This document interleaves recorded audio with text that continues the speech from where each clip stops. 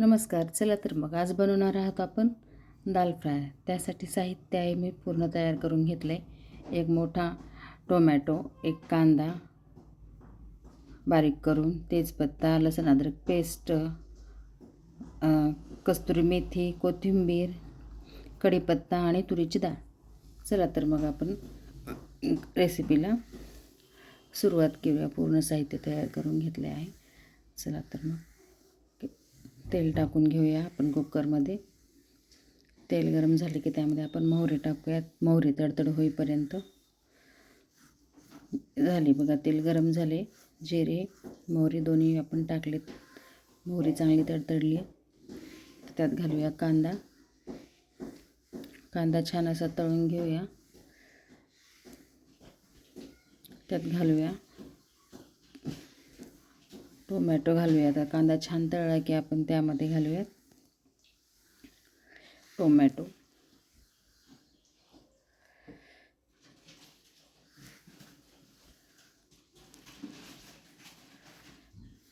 छान त्याला आपण आता हलवून घेऊयात. छान टोमॅटो आणि कांदा छान तळला की त्याच्यामध्ये आपण दुसरे मसाले ॲड करूया. त्याच्यामध्ये घालूया आता अद्रक लसूण पेस्ट. अगोदर जर टाकली असते तर ती करपली असते, त्याच्यामुळं नंतर टाकायची. तर परत टाकूया कस्तुरी मेथी, कढीपत्ता, कोथिंबीर आणि तेजपत्ता. तर हे मिश्रण आपण पूर्ण हलवून घेऊया सर्व. आणि आता आपल्याला यामध्ये घालायचे आहेत मसाले. अगोदर छान परतून घेऊया. छान परतले की त्यामध्ये मसाले घालूया.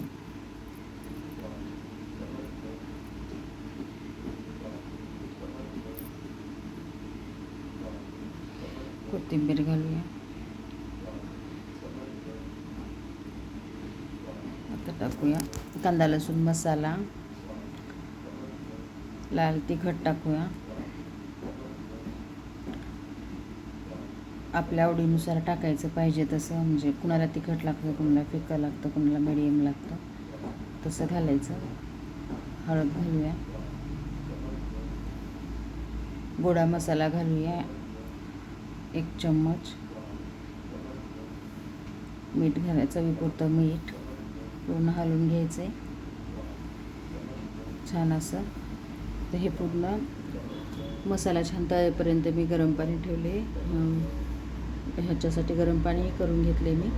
तूर डाळ टाकू यामध्ये आणि पूर्ण तूर डाळमध्ये टाकले की आपण काय करू, ते छान असं हलवून घेऊ, मिक्स करून घेऊ पूर्ण मसाला वगैरे. मसाला वगैरे चांगला मिक्स झाले की आपण त्यामध्ये टाकूया गरम पाणी. गरम पाणी जर त्यामध्ये टाकले ना तर भाज्यांना, म्हणजे कोणत्याही भाज्यांना टेस्ट छान येते. ज्या पतल्या भाज्या करायच्या ना त्यांना. तर मी अगोदरच गरम पाणी करून घेतलं होतं. ते गरम पाणी टाकूया छान असं. आता परत एकदा आपण त्याला फिरवून हलवून घेऊया चम्मचनं.